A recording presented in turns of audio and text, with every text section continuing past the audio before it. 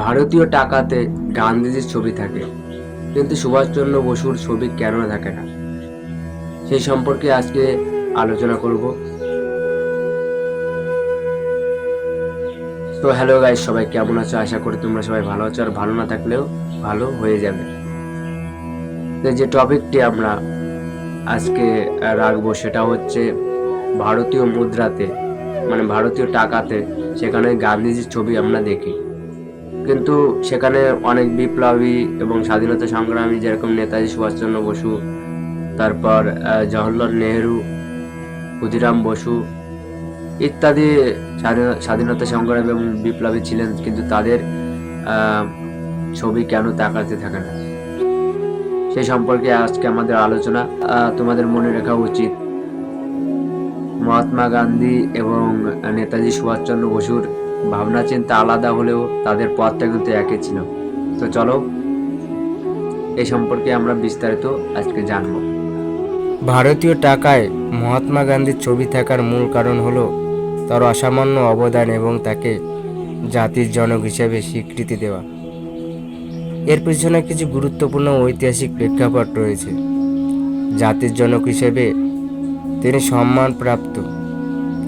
মহাত্মা গান্ধী ভারতের স্বাধীনতা আন্দোলনের একজন প্রধান নেতা ছিলেন।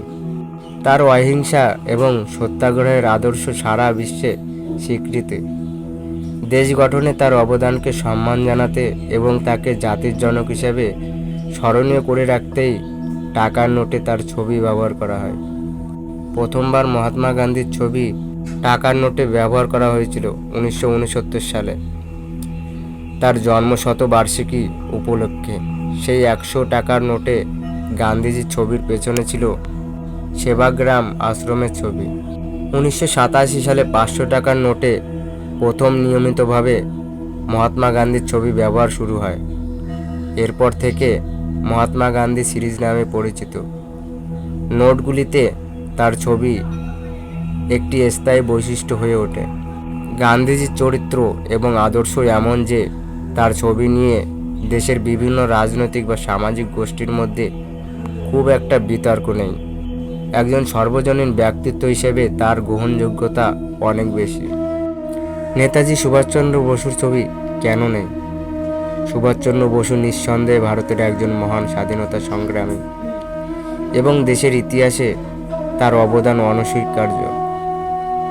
তবে টাকার নোটে তার ছবি ব্যবহার না করার পেছনে কিছু কারণ থাকতে পারে, যদিও এই বিষয়ে সরকারিভাবে সুনির্দিষ্ট কোনো ব্যাখ্যা নেই।